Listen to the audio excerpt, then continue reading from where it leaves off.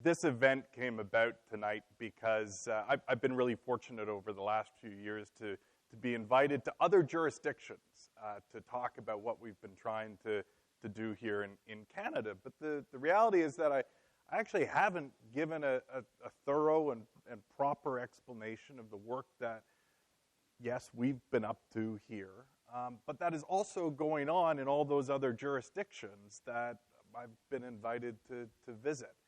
And so we just thought it was maybe a good occasion. Mez said many very kind things.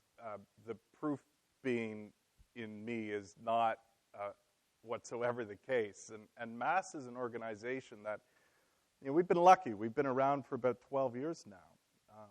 And there have been about 60, 65 staff and fellows or interns who've been a part of it. So it has been very much a collective enterprise, and I want to emphasize that from the beginning. I think if the proof is in anything, the proof is in the people. It's the 1,400 or so Canadians who've really taken the risk to participate in a political conversation, but in a very different kind of way. I'm going to talk for a little while, and then we've got mics, and we're going to properly get into a conversation. Mez is going to come back and give us your best insights on some of this. I set as this title, The Deliberative Wave, Securing a Future for Democratic Politics. And that's a very serious thing. So I have to do a couple things in this talk. I have to explain what this wave is all about. And I think it may be premature to call it a revolution. I think it's the sort of thing where, well, sometimes I fear that while we think we've got some momentum behind us, we, the several dozen organizations doing this work around the world, I think we all sense that there's also a much greater political wave that probably leaves many of us anxious and wondering about the future of democratic politics. And so I need to talk about what that future might look like, and I hopefully need to leave everyone feeling a bit hopeful that there is a promising and positive path through which we can express some of these values we believe in and that they can find institutional form. Like I said, Mass, I'll just very quickly, we've been at this for a little more than 10 years, but this was such a lovely logo for our tent. I keep sharing it because it's such a nice expression of I think, the sort of sensibility we bring to the work. And at this point, yes, we spend a lot of our time with citizens, and we've brought together all of these panels, and it's an exciting body of work. But there have actually been 200 projects that we've taken on, and really it's been about trying to raise the caliber of public sector performance, broadly defined in this country. And we think that citizen involvement in the work of the public sector is essential. And we're grateful that in that time, we've started to get some notice, and that there have been thoughtful people like Mez who've seen fit to write a little bit of it into his book, or Mosscrop into his, and some journalists and some other institutions. But the thing that I really want to start with this evening is that sensation, is that thing that I think we're all feeling. There was an article recently about this idea of democracy grief as something that therapists are picking up on in their practices, that people are really anxious about the future. And it's not just things like the advent of social media that's making us all a little twitchy, and it's not just the Russians. Though let's be clear, neither of them are helping, right? But there's a lot going on, and I want to talk about that a little bit. There's a lot going on, and it's been going on for quite a while. Like a lot of Torontonians, we've all been deeply influenced by Jane Jacobs, but it was her political writing and her writing on political economy specifically that was what sort of interested me the most. And when I read what would become her last book in 2004, Dark Ages Ahead, while I had agreed with so many of her insights until that point, Systems of Survival, what I think is a classic book of political philosophy, Dark Ages Ahead left me cold. And I thought to myself, what a sad note on which to end, right? And that maybe she was just going to be unfair. She was old and she was tired and she'd grown cynical. Right? That was my assessment, because this one book seemed so discontinuous with everything else that she had written. And she said there were 5 pillars in society that had started to shake. She said science was being trumped by economics. She said that government had become this crude winner-take-all game that had been poisoned by money. She said that consumerism had replaced community, and that our very culture was ignoring the natural resources of the planet, and so we were grossly exceeding the carrying capacity of the land on which we rely. Now, 15 years later, I think it would be hard for any of us to take issue with that diagnosis. That's our lived experience. But she wasn't the only person writing and starting to flash that kind of amber light that says, wake up, pay attention, things are changing. You know, over the last 10 years, Mass has been involved in 2 national tours of Richard Wilkinson and Kate Pickett, because I think their work on social epidemiology is just so important to understand the relationship between inequality and the social determinants of health. So they said, look, things are moving in the wrong direction. And then Tony Judt, in what would be his very last book, the great historian of the 20th century and the post-war period, could not come up with a more explicit title than Ill Fares the Land, and saying all of those social compacts that, you know, Western liberal democratic world order that rightfully and necessarily needs to be critiqued, but is nevertheless an achievement of some kind in terms of the rights we enjoy as citizens in a free society, it's starting to break apart. And then Thomas Piketty comes along and writes this 1,000-page book about economics that becomes a bestseller, and I think really gives us the proof to support our intuition that something fundamental had really given way from the 1950s, 60s, and 70s, and that this idea of neoliberalism wasn't a slogan. It was a fact massively reordering our society and compressing wealth, not with the 1%, but with the 1/100th of 1%. So here we are now up to 2014, and it's like, doom, doom, doom, the lights are flashing. And then the democratic theorists pick up the scent. And our friend David Roybroek in Belgium writes this facetiously titled book called Against Elections, about the need for really significant parliamentary reform. The Harvard researcher Yascha Mounk puts out a very important book called The People versus Democracy. David Runciman writes a book where, I mean, what a dramatic cover, right? How democracy ends, and not to be outdone, edge of chaos. You know, to walk into a bookstore these days and to go into the political philosophy section, I mean, bring some, you know, serotonin uptake, whatever. Like, it's a depressing place to be. And it's not because I think people are trying to be pessimistic. I think they're trying to give us some very clear warnings. I mentioned Wilkinson already, and if you're not familiar with the work, just a couple of very quick graphs. Vertical axis is about the index of health and social problems, and if you're high on that list, then things are going wrong. You've got lower life expectancy, lower returns on math and literacy rates, more infant mortality, more homicide, more imprisonment, more teenage birth, lower trust, obesity, right? Like all the things you want less of in society versus all the things you want more of in society. And income inequality is along the horizontal axis from low to high. And maybe you're squinting to sort of see where we are, this broadly OECD countries. And nobody would be surprised to find Japan and the Scandinavian countries down here in this corner, right?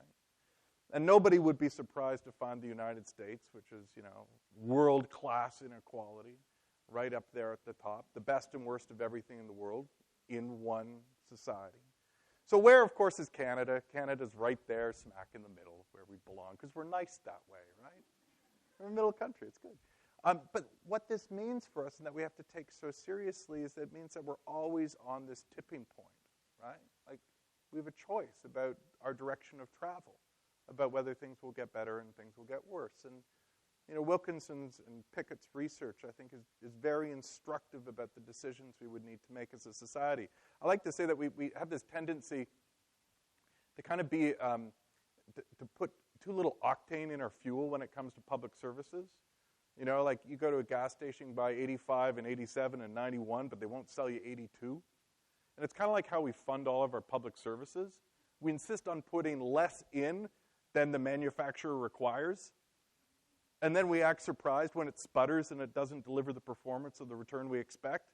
So what do? We beggar it further, and we just keep chasing our way up the curve. Piketty, I have to point out, if you're not familiar with the thesis, 1,000 pages condensed into one graph, this is what the French called the Trente Glorieuses, the 30 great years in the post-war period where there was massive wage compression in society. And that's the thing that made the middle class. And it made us, frankly, less status conscious as a society, right? And so less competitive in many of the unhealthy ways that, especially in a city like Toronto and David Holchansky's city, we find ourselves really stressed by. And now we're into a different world. But the graph that isn't contained in any of those books, this is the last bit of kind of quant stuff to share, last bit of maths, is Edelman's annual report on trust.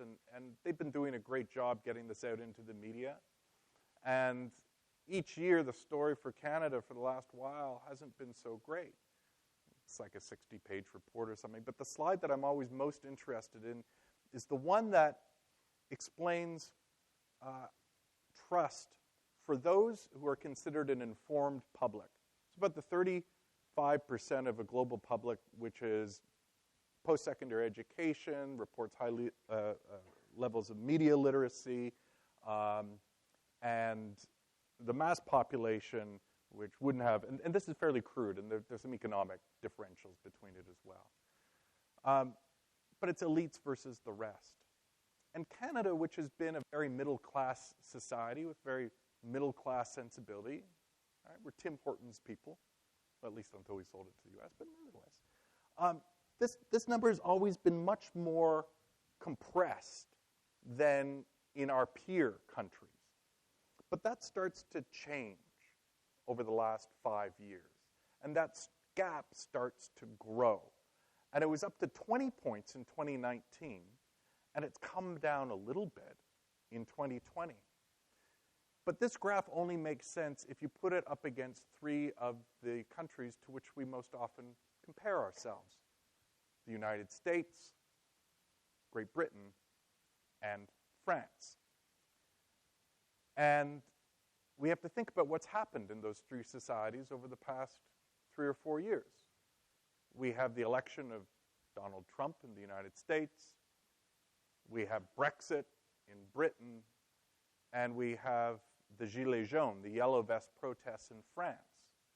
So this is all to say those yellow amber lights are flashing faster. And those who think that the political discontinuities experienced by our peer countries can't happen here, I don't think are really looking at the data. I don't think they're looking at the very significant body of evidence. There is no Canadian exception to what is increasingly a global phenomenon. And it's a phenomenon that Matthew Taylor at the RSA has described as the 3 Ps, the thing that we're all laboring under, this pessimism about the future, this populist politics where we're more ready to scapegoat and blame others, and this polarized world that makes it harder to talk with one another.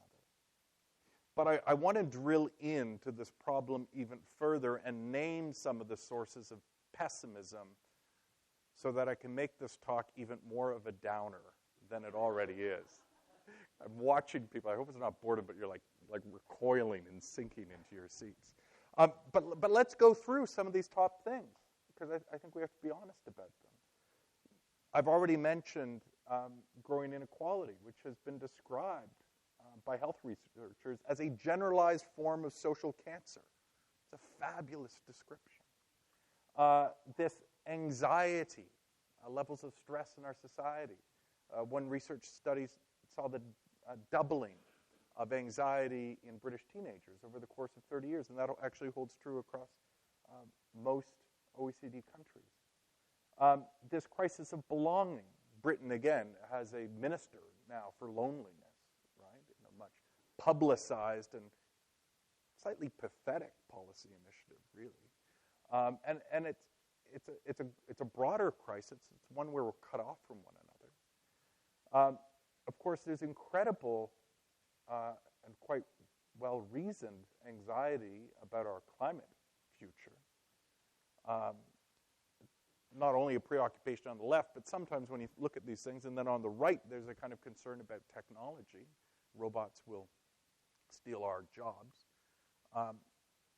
Since 9/11, of course, we've lived with this pervasive cloud and the sense that we aren't safe, and that the control, the norms we might expect aren't there, and so people feel defenseless.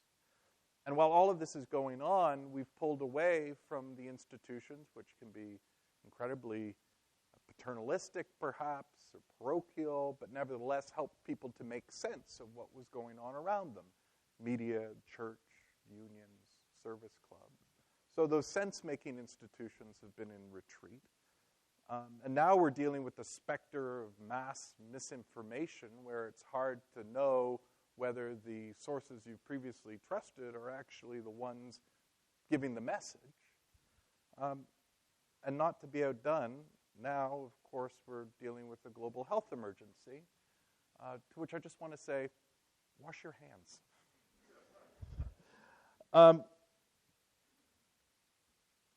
The challenge with all of this is that it's a really heavy burden for this thing called democracy to respond to. That's putting a lot of pressure on a very finite set of institutions and a very limited set of cultural practices. And I think somewhat reasonably it strains credulity to believe that those systems can contend with this complexity. And I think that's why we start to see some of the pullback. After all, for reasons that Dave has also mentioned, look, democracy doesn't actually have the best rep right now. People will say, it's all winner take all. It's really majoritarian. What about that? That doesn't seem fair. People will say, look, it's an exclusive game just played by the insiders and their friends. People will say, oh yeah, democracy, it's a blame game. It's always the last guy's fault. And we take it for read now that, oh, well, it's like a year to 18 months into their first mandate that they can still credibly blame the last guy, right? It's just like part of our accepted norm. So excessively partisan, as Nez said, going between red and blue, that they can't deal with any of these long-term issues because it's so short-term and it just whipsaws back and forth. And it's often dealing with really trivial things like our license plates. And it's often very reactive to the media cycle and things that come up. It's less strategic than we might like. It's zero-sum, win-lose, that sort of thing, right? And last bit is it seems like it's something happening elsewhere, that politics isn't something that we participate in, especially since we're not actually members of those political parties often, certainly to the extent that we used to be. So democracy itself has some, at least as we practice it, has some really major challenges to it. And it's why, to recall Yascha Mounk in his book, The People versus Democracy, he published an important op-ed in the New York Times in 2018 where he showed that there have never been fewer people in Sweden, Australia, Netherlands, US, New Zealand, Britain, let's assume Canada as well, who believe that it is essential to live in a democracy. Now, you would think that, that is the ultimate indicator, right? Like, if you're looking for not an amber light, but a red light, that's the one that you then have to clue in for and watch very closely. So only to deepen the critique, one or two slides more, and then I promise we'll start to build it back. Within government, there's this kind of iron triangle of mistrust that I think has also taken hold. You've got the public over there saying, you don't speak for me. I can only speak for myself. You don't speak for my neighborhood. You don't speak for my industry. You don't speak for people like me. There's been a real fragmentation and fracturing that's occurred. And then you've got good public servants over in the corner trying to make sense of the cacophony that they hear out there, saying, well, you only speak for yourself, right? So who do I listen to? And then you've got politicians saying, well, don't worry, I have a mandate from the people, right? So they just keep, we're talking past each other so badly. And the public sector, the politicians themselves, I think this is why they have such trouble getting traction and a broader kind of social consensus around some of the important decisions we have to take. And so instead of actually getting low and sitting and listening, we try and abstract further, and we draw on social science, and we say, well, let's do a poll, let's do a survey, let's just use science to try and make sense of this, and it only exacerbates that distance.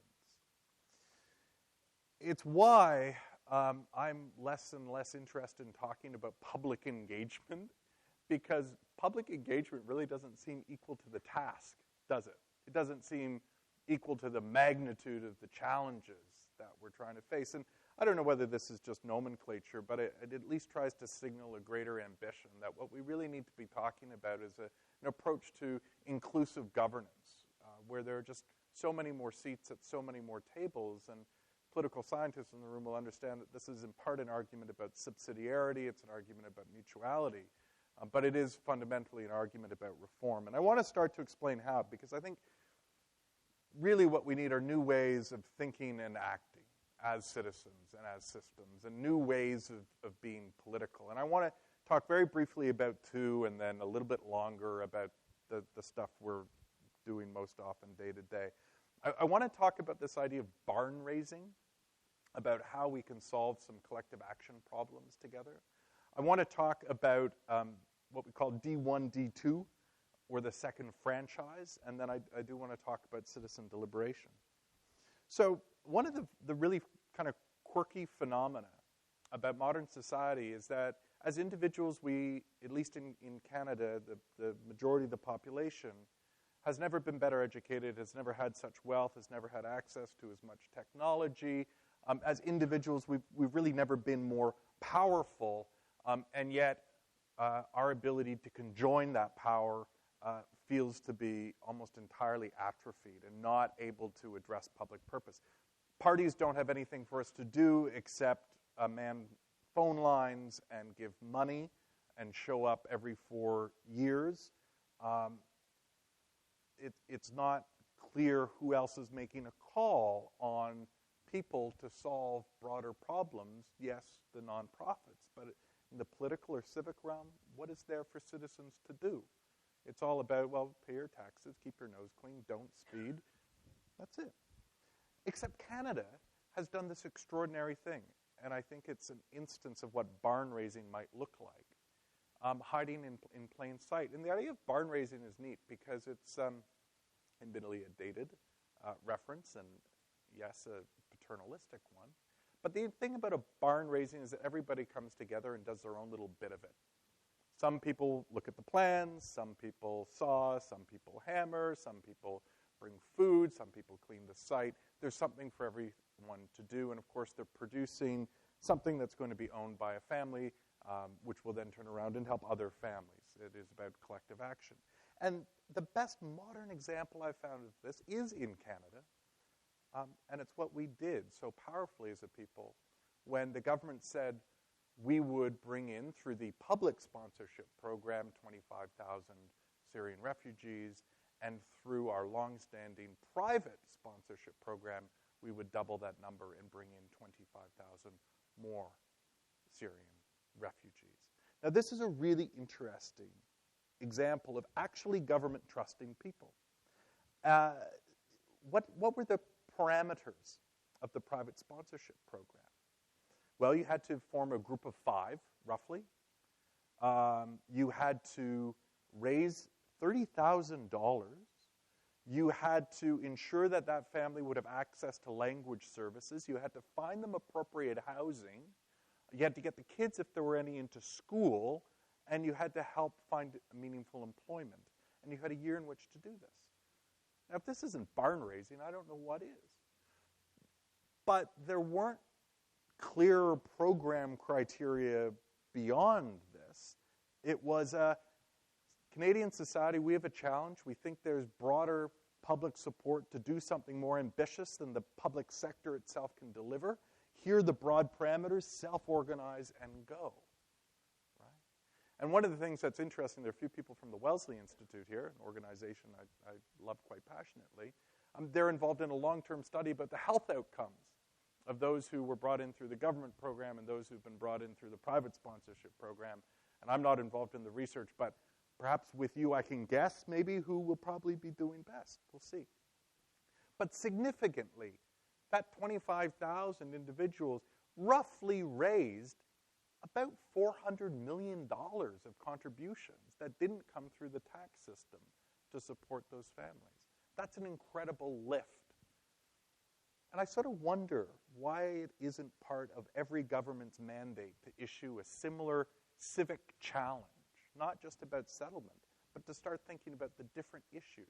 And not for the same 125,000 Canadians who joined into groups of 5 and did this big lift, but would organize in different consortia for different issues. You know, we were pretty unique in the world. John McCallum, the immigration minister, said, "I can't provide refugees fast enough for all the Canadians who want to sponsor them." But what I don't get is how at the next day at the cabinet table, people don't turn around and say, wow, they raised almost $500 million, 100,000 people mobilized. This is like one of the most significant social mobilizations since the Second World War. What else could we ask the public to do? Right? You know, Obama went through the same thing. Right? Obama for America, whatever the name of the original organizing campaign was, you know, it was a very different sort of campaign. And people came together who'd never been involved in politics before, and the goal was singular and something that people didn't believe they might see in their lifetime: get the first African-American elected president of the United States. And they pulled out all the stops, and they used new technology, and you know, there's all the community organizing that went on. And then the Obama administration behaved the very next day, unfortunately, like too many other government administrations, and had absolutely nothing for that huge, huge civic energy to then do, as though the true problems of the United States were manageable, right? In any event. The second thing I want to talk about is what we call the second franchise. And this is a bit of a thought experiment. It struck me as kind of peculiar. That maybe the democratic project is, you know, only half done. Things move very slowly when it comes to democratic innovation. You know, we've spent the better part of 150 years simply settling the question of who gets to vote. It's something we all take for granted. If I say, what's democracy, you'll say everybody gets a vote. Except that it's taken us about 150 years to do something that simple. Because at the time of Confederation, 1867, there's only 10% of men who had the vote. And by the 1890s, we got it up to 25% of the population. Most men of a certain age were able to vote. But there are all kinds of exclusions based on race, based on religion, of course on gender, and so on and so forth. 1920s, we get to 50% of the total population of Canada being able to vote. By the 1970s, we'd widened the tent further, all women. We'd lowered the voting age, 18 to 20. Indigenous people had the opportunity to vote. Appallingly, Canadians of Asian descent, latecomers to the franchise, Doukhobors who'd been disenfranchised during the war were brought back and given full voting rights. But still, we're only at 60% of the Canadian population voting, 1990s, we nudge it up a little further. Inmates serving less than 2 years get a chance to vote. Those with mental disabilities have the chance to vote, and judges have a chance to vote. And we're still a ways off from universal suffrage. So that's a very big lift and a very long project that seems like table stakes in a democracy. Who gets to vote? Everybody gets to vote. They don't. But the question we haven't asked, and that's why I say D1, D2, is, well, if we're all supposed to be voters, how many of us are supposed to be representatives? Right? Like, how many people in our society ought to have the opportunity to ever hold public office, or more precisely, perform the role of being a public representative? And if I was an epidemiologist, I'd want to say, what is the prevalence of representation in my society? And is there a correlation between that prevalence and people's trust and confidence in the system and the responsiveness of government? And this isn't an argument for more federal politicians, but let's just look at what has happened over that same 150-year period. You know, at the time of Confederation, the population of Canada was about 3 million people or so. Parliament was smaller, but the ratio, the number of elected officials to 100,000 people was 5. There'd be 5 MPs for every 100,000 people. They were each representing 20,000 people. Councillor Carroll, what is it here in Toronto as a member? Right? You're like, wow.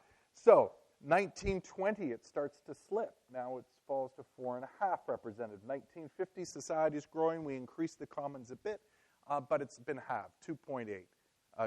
In 1970, 1.3. Let's accelerate, 1.6 in 1990, and today it's less than 1 point.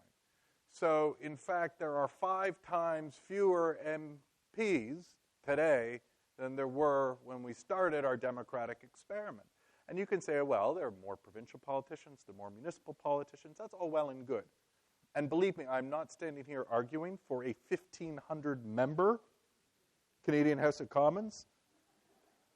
You should shudder. I'm shuddering. Mez is certainly shuddering. Even the good people at Samara, bad idea. We probably don't need that. But probably we do need more. But the question then still is, even if we amped it up, the prevalence in society as a whole. You know, we often talk about being a politician being such a crappy job.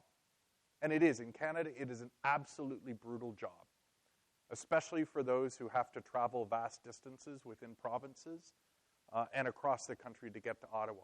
We're not honest enough about how bad it is. Peter Lowen at the University of Toronto has been doing some really interesting work where he discovers that, of course, the divorce rates are much higher than in the general population, and the incidence of chronic disease is much higher than the general population.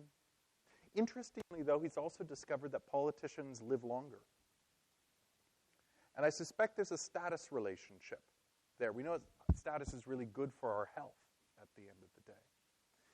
But what I'm interested in is, instead of talking down the political experience, why aren't we talking about the second half of the democratic project, which is to share the privilege of representation, which is to acknowledge that actually the opportunity to speak for others is the main event of democratic citizenship. And it doesn't mean you just get to speak for people who want the same things that you do. You have to use your head and your heart to put yourself in other people's shoes and imagine their needs and interests and be their proxy.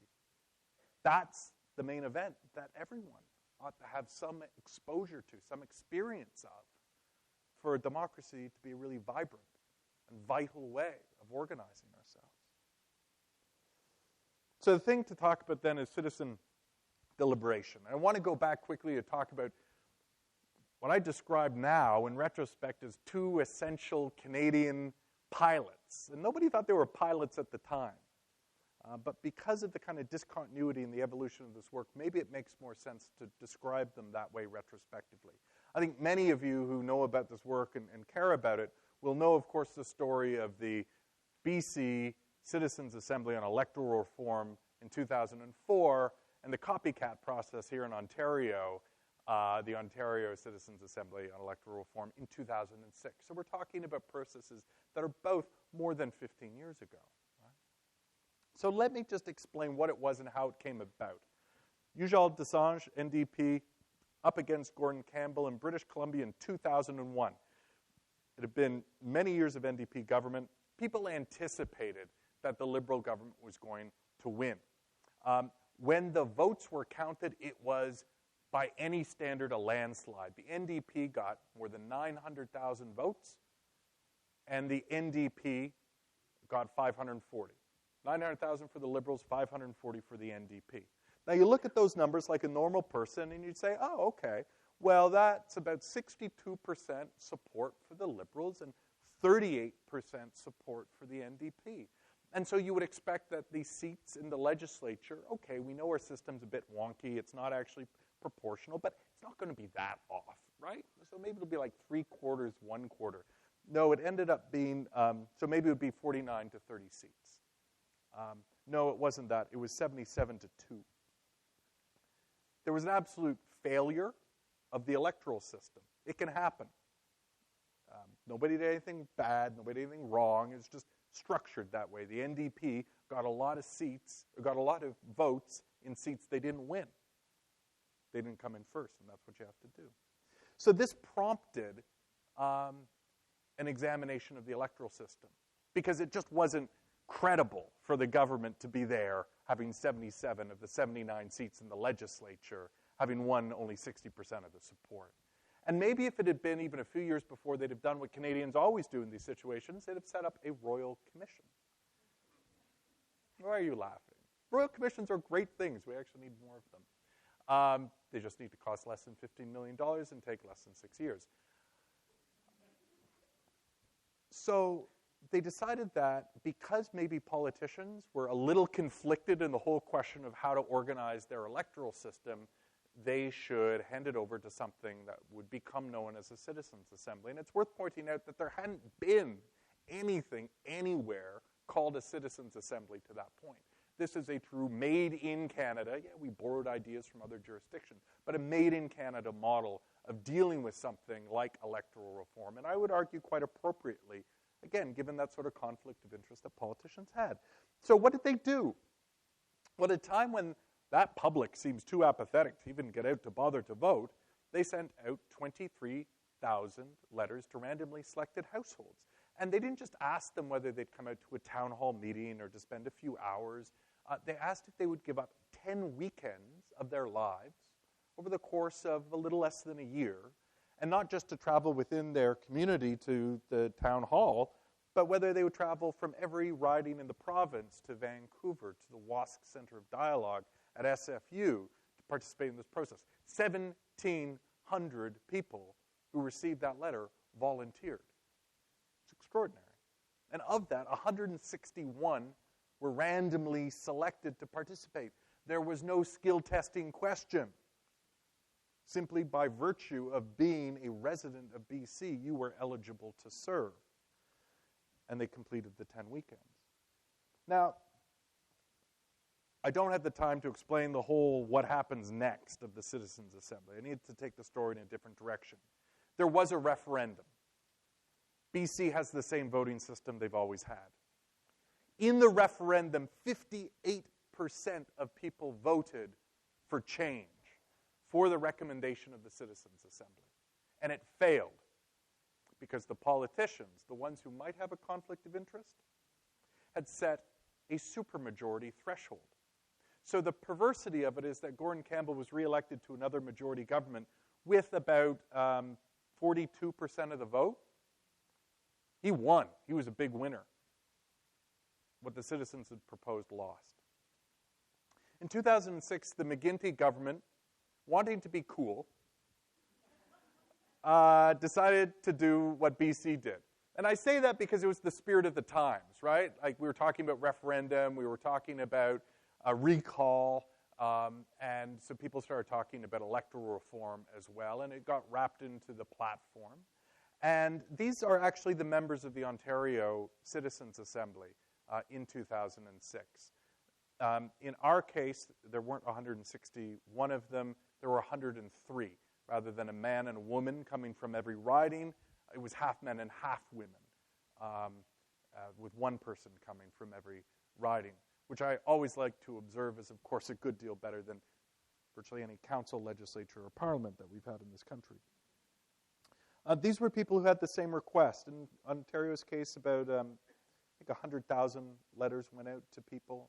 There was about 7,000 people who volunteered to give up 10 weekends of their lives. I had the opportunity to be attached to the Secretariat. I ran the Parallel Students Assembly because I've always thought this stuff ought to be a bit audacious, right? So my take was, oh, you people doubt that you can do it with adults? Well, I'll take high school students. We don't have 10 weekends. We'll have 1 week, and we'll see what comes out. Interestingly, they made the same recommendation that the grown-ups did for a few $1 million less and in a fraction of the time. Nevertheless, these were an extraordinary group of people. A few years ago, there was a 10-year reunion of the members of the Ontario Citizens Assembly, and about 50 or 60 of the 100 all got together.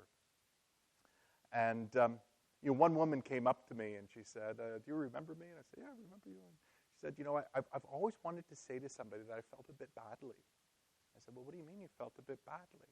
She said, well, truth be told, like,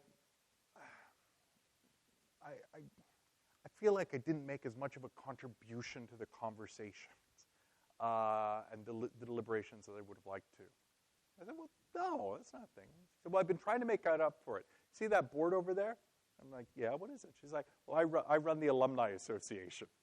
And so she had clippings of all of the birth announcements, all the graduations, of all of the members of the Ontario Citizens Assembly. And I said to her, look, you have made more than enough of a contribution. And I can assure you that no deputy minister who was ever planning the Ontario Citizens Assembly thought that an individual would derive that much meaning and satisfaction from the experience. I mean, we're supposed to be concerned about social capital as well, right? And so this is a very powerful engine. It provided status, it provided opportunity, it provided space to people.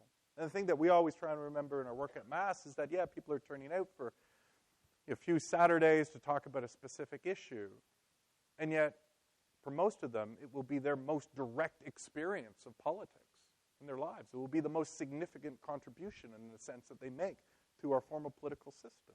And it really matters. We give out certificates of public service at the end. And a couple of times each year, many years later, we'll have people call us up and say, I lost my certificate, or it fell off the rec room wall, or it was in a move. And we're like, well, that was like 6 years ago, but we'll print you another one. And it's a really important reminder that this stuff sinks deep. So when the Ontario Citizens Assembly happened, it got a bit of a rougher ride than our friends in BC. In BC, there was a dedicated reporter, much like there is for the legislature, who attended all the sessions. At one point, the Vancouver Sun printed 2 or 3 spreads in the paper with the biographies of all 161 members. Here in Ontario, the media took a different bent. Christina Blizzard, Toronto Sun, said, these are people with so little going on in their humdrum, in their lives that they're prepared to spend 18 weekends discussing proportional representation. And you're like, okay, well, that's the Toronto Sun.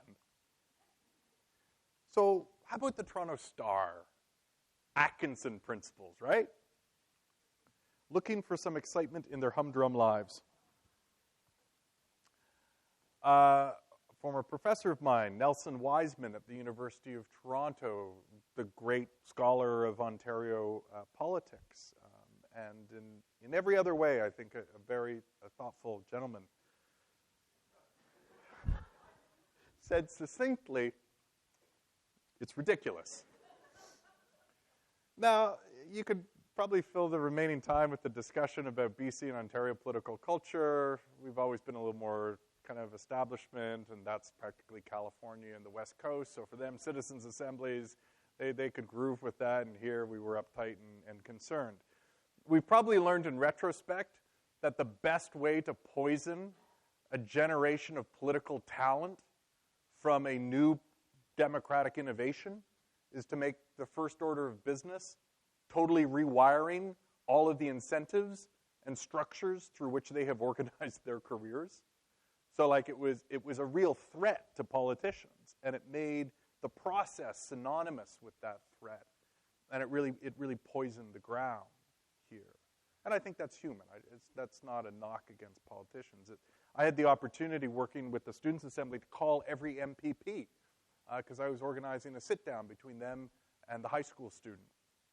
And once they figured out that I wasn't with the government and I knew a little bit about electoral systems, it was really surprising because they would start asking me very basic questions about how their existing electoral system works, how the alternatives work, and just what is the Citizens Assembly, which I think reminds us that the people over there in the Pink Palace, they're citizens too, right? And they have their areas of interest and focus, but certainly are not omniscient about many of these very complex questions. So what's been maligned at home, nevertheless, has been celebrated abroad. And this is why I described tonight's talk as the deliberative wave. Funny thing happened. When Ontario was bringing in academics from all around the world to explain their different voting systems, they brought a man named David Farrell to Ontario to talk about single transferable vote in Ireland.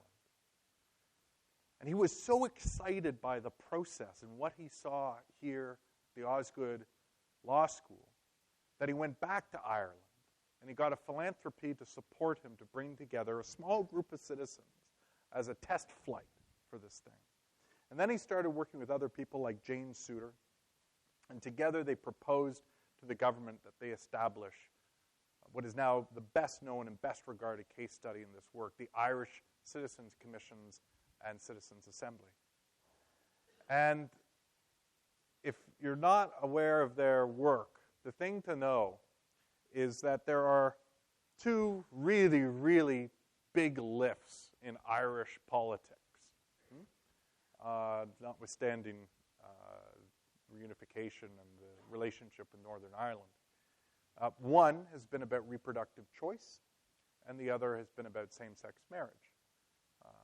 Ireland, traditionally Catholic society, by any sort of standard leg behind its European peers, even though many politicians privately expressed their desire to reform, there was a real partisan impasse. Nobody could be the first mover on these issues.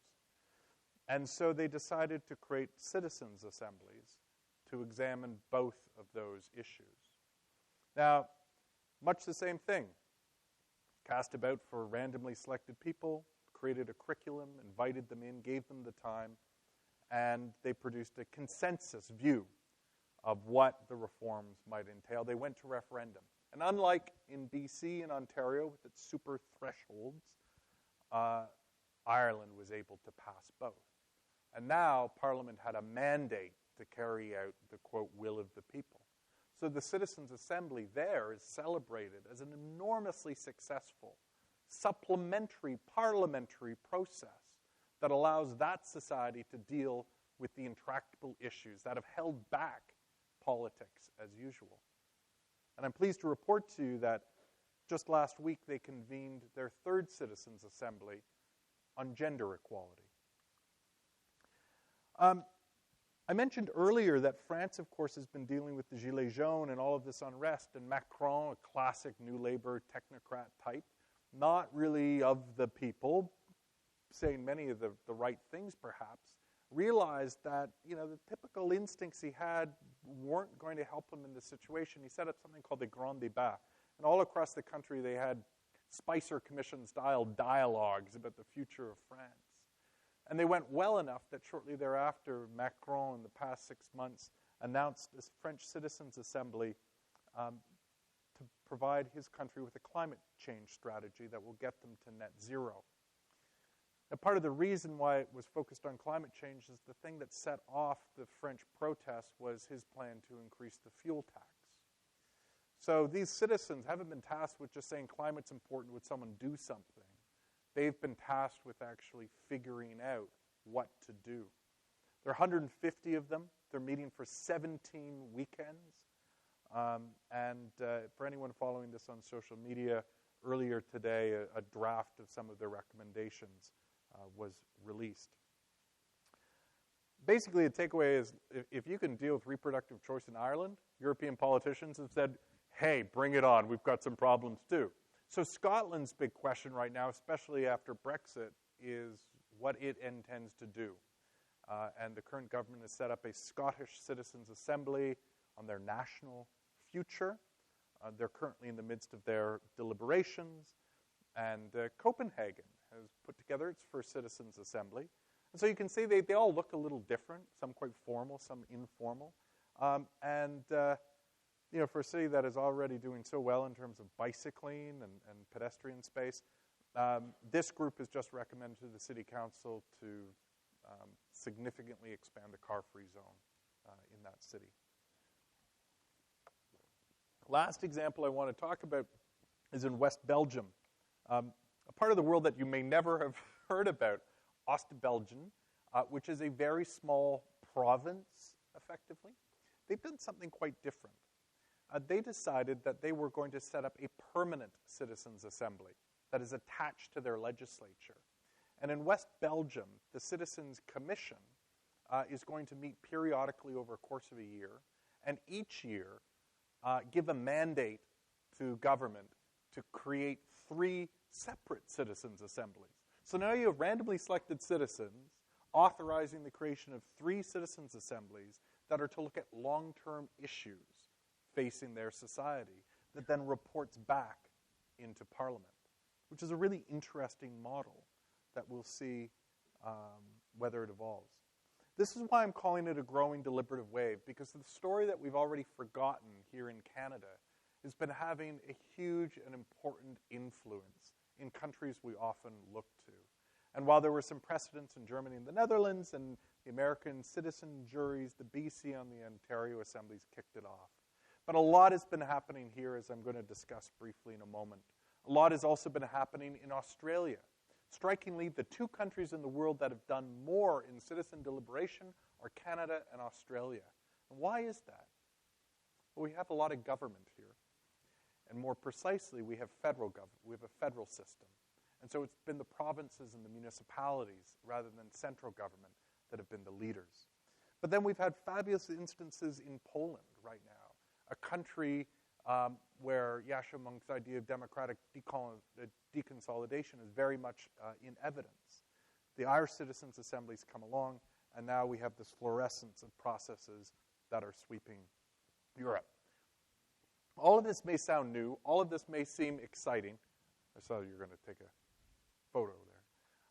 But none of this is actually such an innovation. Mez is absolutely right to point out that it's drawing on deep, deep principles that are not part of the quote-unquote Western tradition. All the people who like to point back to Athens are forgetting the indigenous traditions that have close parallels to the actual practice of these politics. But more basic than that is the fact that we've been doing this since before we've been voting. These are juries. This is how we deal with wrongful death. This is how we deal with capital offenses. And the interesting thing is coroners' juries aren't zero-sum guilty or innocent questions. They are non-adversarial courtroom processes that are dialogues between citizens and experts that produce recommendations. And we've been doing this since before Canada was created. So what actually goes into these processes? Very briefly, there've got to be 3 elements. There's got to be a clear mandate. It's actually not helpful for NGOs to say, we're going to set up a citizens' assembly on our vision for Canada. There needs to be something clear and purposeful where the advice can be taken up by government and acted upon. There needs to be a mechanism for random selection, which we've come to term a civic lottery, because people feel good about winning. And it's actually a funny day in our office, because we do the draw and we get on the phones and we say, congratulations, you've won 6 weekends to talk about transit infrastructure. And it's not the 649, but you would not believe how chuffed people are. And you actually hear things like, honey, honey.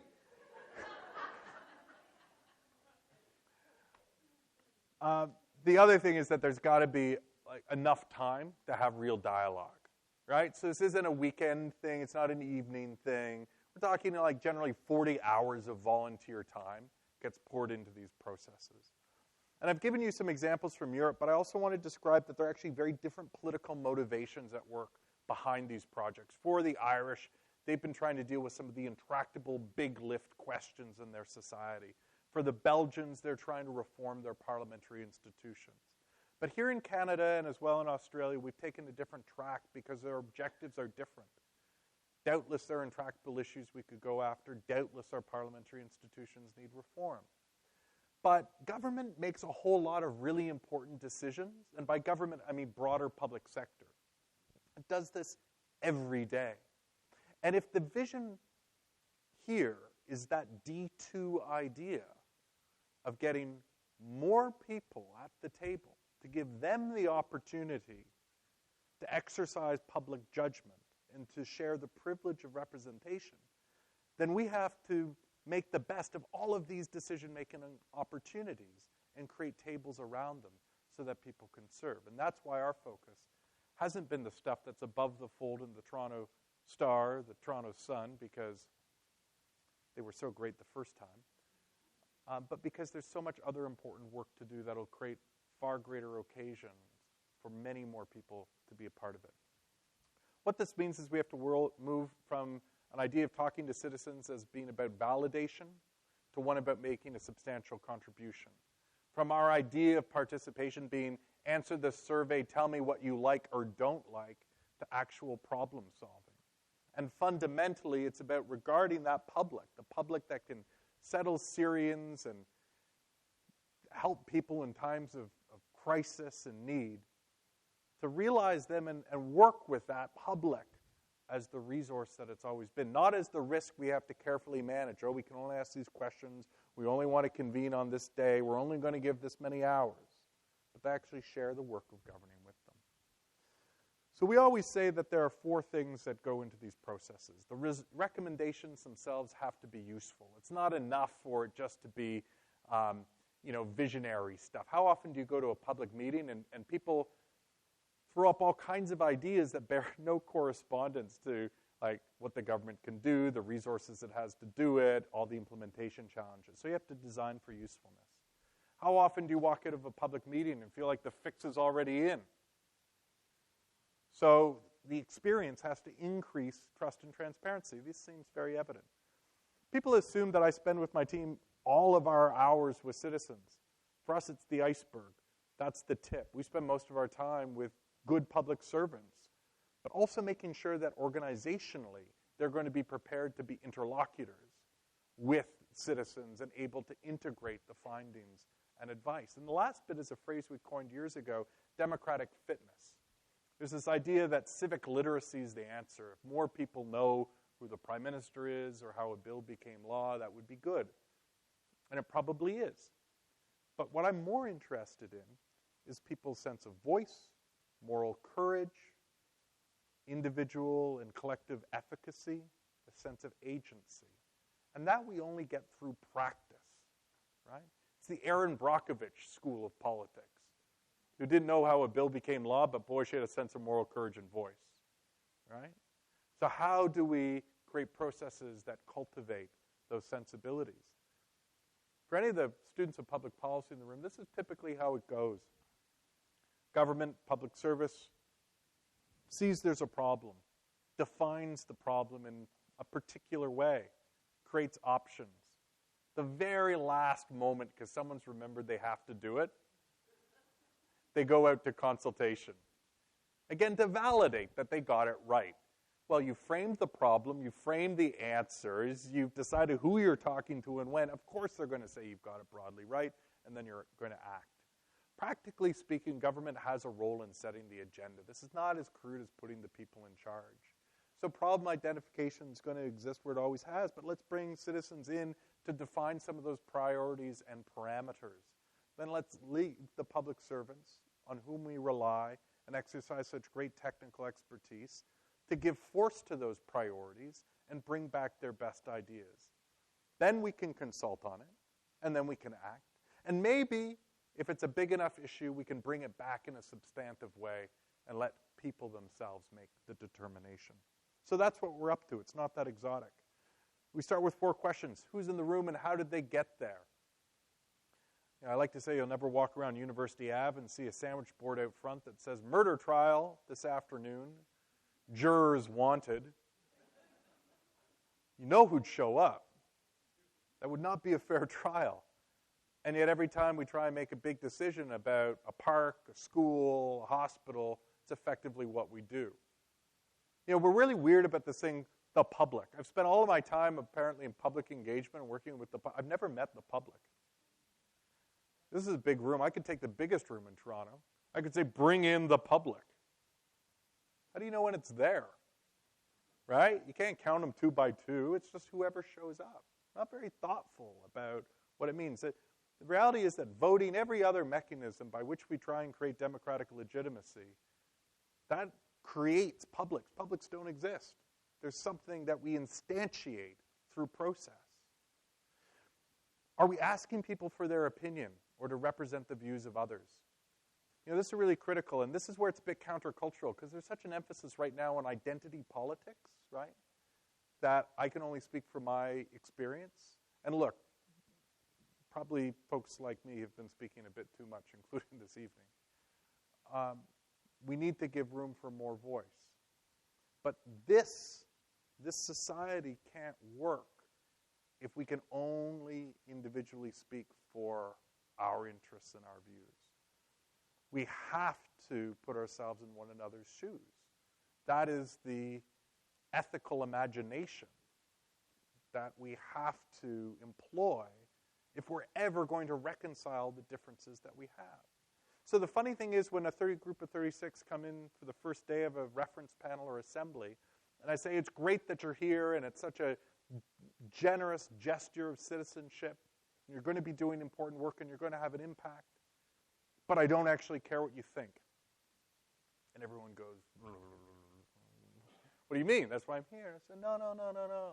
No, your job, if you're young, then think about the needs of someone who's old. If you're a man, think about the needs of someone who's a woman, another gender. If you have a certain level of education, if you have a certain level of income, if you grew up in a small town versus a big city, I could only put 36 people in this room.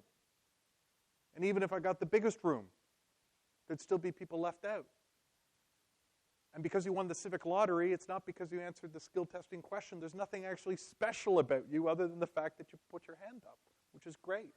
But you owe it to the several hundred other people who put their hand up to do your best and to speak for them as much as to speak for yourself. And this is a profoundly different way, I think, of understanding what it means to act politically. And it's not something that I think any of us are challenged all that frequently to do. And the funny thing is, after I say I don't care what you think and explain why, people actually sit up a little straighter in the room, because now they realize that actually they're carrying a responsibility on their shoulders. I've said already there's got to be a real task. This can't be Mickey Mouse. It's not that they get to make the decision. They're going to work towards consensus and give a very clear direction to the decision makers, who frankly wouldn't go through the trouble of one of these processes if they weren't prepared to listen. And then you actually have to think in the best tradition of adult education, because people who are participating are like the broader public. Some will have not had much formal education. Some will have had a lot. All of them will probably be new to the topic. And you don't teach to the test. You meet people where they're at, and you give them what they need to come to an informed view. And you have to be very judicious in how you go about this. But you have to be thinking in terms of a curriculum. One woman at the Ontario Citizens Assembly came up at the end, and Jonathan Rose, a professor at Queen's, who's the academic director, decided he would hand out graduation certificates because, they had digested so much information. It was graduate-level coursework on electoral systems. And as edifying as I say this process might have been, there was a lot of boring hours in it too, right? And a woman came up to him at the end, and she said, Jonathan, I didn't graduate from high school, and I wasn't sure I'd be able to do this, and I can't tell you how much it means to get the certificate. Our daughter just graduated high school last month, and I get to go home and show her that her mom graduated too. And you're just like, no deputy minister was imagining that a process on electoral reform could have that kind of visceral impact. That's what I mean by democratic fitness. That individual had an expanded sense of her value and capacity. So So we go through a process. It's not only the 36. You hold public roundtables. You invite anyone who wants to come. But now the members of the assembly or the reference panel, they're there too. So now it's citizens talking to citizens. So you can't just point your finger at the councillors and say it's all their fault. It changes the dynamics. In Canada, because you saw the screen before the talk, we've completed 35 of these. British Columbia's services card, the privacy regulations behind the technology were written by a residents reference panel. It was given a citation by the privacy commissioner. A lot of the work that Metrolinx has been doing, nothing to do with Presto, has been informed. I'm going to get into such trouble with my Metrolinx friends later. Has been informed, actually, and we've been slagging off the transit system a lot here. Some of the long-term thinking has been very thoughtful, and Metrolinx itself as an organization has been a leader. And ARTM, the new Montreal Metrolinx, has been emulating some of their processes as other transit agencies have. Housing legislation, income polarization, supervised injection services here in Toronto, some of the early protocols around their introduction have been defined by citizens. So let me show you a little bit what it looks like. These are the civic lottery packages we send out. They're brown, like the CRA. We get a 1% bump when we use brown paper versus white. And here's what they look like. The woman in the middle with the cane is Tracy McCharles. She was a Liberal minister. They embarked on an extensive process to renew Ontario's Condominium Act. You would say that is very boring low politics, unless you happen to own a condominium, of which virtually everybody does if they're moving to Toronto now, because single-family standalone housing is so unaffordable. And if these things go sideways, then your net worth is tied up into them. And British Columbia, a number of years ago, had a real mess with its condominium structures, and so the governance, the regulations, much of what exists in the Condominium Act was first identified as priorities. This is Ontario in a room, half men, half women, stratified by age, representing different regions and housing tenure. They provided the guidance, a technical team wrote it up, and came back to them almost a year later. They were reconvened, flown in from across the province, and it actually, something happened that almost never happens at Queen's Park. It passed unanimously. Here in Toronto, we have an airport that is growing really, really quickly. There are about 1,500 flights a day, and there are 5 runways. And if you live around the airport, it's not always so fun. And so the airport wanted actually to hand the decision about how noise might be managed to residents. And so we selected in jurisdictions surrounding the airport. So this is the GTA, which looks a little different than Ontario as a whole, if it was 36 people and you were drawing from different zones around the airport. They've dramatically changed many of their policies as a result. This is a group that's near and dear to my heart. There were 2 cohorts of it before it was discontinued. It was set up by Jennifer Keesmaat because I think everyone is very much aware that when it comes to land use planning in the city, it's often a very local fight. And she wanted to broadly get the views and perspectives of Torontonians on some of the most important planning policies that were coming in front of her department. Again, we sent out 10,000 letters. We asked people if they would give us, in this case, 8 Saturdays a year for 2 years. So a big ask. And then the cohort was renewed. And their final report of the second cohort will be released shortly. The nice thing is that a municipality in Brussels has now adopted this process, and it's been emulated in Helsinki and briefly in Madrid.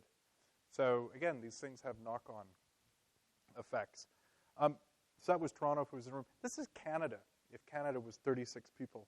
And it's standing in the Great Hall at the Museum of Canadian History. Many of you are aware that some of the parties made big promises about pharmacare in the last election, and that this government set up the Hoskins Commission. Preceding that was an initiative funded by CIHR at UBC, to get the guidance of Canadians to inform the evolution of our public pharmaceutical insurance. And as many of you are aware, it varies from province to province, but broadly, you leave hospital, you don't have employee benefits, you're going to be in a tough way when it comes to the drugs you need. This group heard from industry, it heard from regulators, it digested a ton of information. It did so in the course of 4 days because it's very costly to fly Canadians together to do this work. And they did it in both official languages, which was novel for all but the Quebecers, I'm sad to report, in the room. And they were then called to testify to the Parliamentary Standing Committee on Health. Their recommendations have gone into the Hoskins Commission, and I'm told that many of their priorities will be in the legislation that is forthcoming. So why do people do this? I need to wrap up. We've gone a bit over time. Why do people do it? I think I've given you some examples already. People will say, what are the motivations? I get a brown envelope. I've got 4 Saturdays. Is that the best use of my time? Someone will say, I had a terrible experience, and I want to make sure this never happens again. Fair. Somebody else will say, I want to learn something new. Someone else will say, I want to meet other people. And most people will say, well, I want to make a difference. But the best answer I've seen is that I want to give something back. We're doing a 2-year standing panel with Metrolinx right now. And you'd imagine that when you've worked with 1,400 Canadians who've come through here, you've seen births and you've seen deaths, and you've seen a lot of cancer. And we were talking about this at the office this week. One of the members is dealing with fairly advanced cancer. And throughout, they have said, I'm going to be at the next meeting. And it's affected her throat. And you say, look, you really don't need to. You really don't need to. She came to the country about 20 years ago. She's done everything that we would ask of a Canadian citizen. Raised a family, great community, volunteers, good people. We got an email from her saying that she was going in for some emergency surgery, but that she was determined to be at the last meeting of the Metrolinx panel on March the 28th because she recognized how much Canadian society was putting into her treatment. And she's an older woman, and she had trouble reconciling that, and this was at least her way of giving something back. These are the opportunities that I think politics has an obligation to create in our society. We need to make space for this kind of civic experience, for this kind of gift, and for this kind of exchange. You've seen the numbers. We've done a lot of this. We know how to do this. What's interesting to us right now is how we can actually scale this up. How do we make this part of Canada's democratic culture? And it's why last month we released something called Canada's Democratic Action Fund. It's a proposal with the federal government. And I won't get into the details now, but scaled up, it would allow municipalities, provinces, and the departments of the federal government to run about 80 of these a year. The money is interesting. We'd say you could do this for about 10% of what you spend to run a federal election. So spend 10% of what you run in a federal election each year in the space between elections to keep the democracy thing going. So hopefully the next time we're able to get together, I'll have some news about that. I need to conclude, and we'll hold just maybe 15 minutes or so for questions and can linger, and I feel badly for having gone on. Our experience over the last 12 years, and now that has been so ably demonstrated by our peers in other countries, is that a big part of the remedy to all of those scary gray cards comes from giving people the space to participate in a much more meaningful way. The public, that phantom public, will clamor, say they know best. I want to say they'll answer your surveys, up, down, yes, no. We'll play the margins, 49, 51. but they're also willing to serve if we can give people interesting things to do. The problem with politics isn't that we've been asking too much of people. It's that we have been asking, I would argue, and I hope I've demonstrated to you tonight, far too little. Thank you.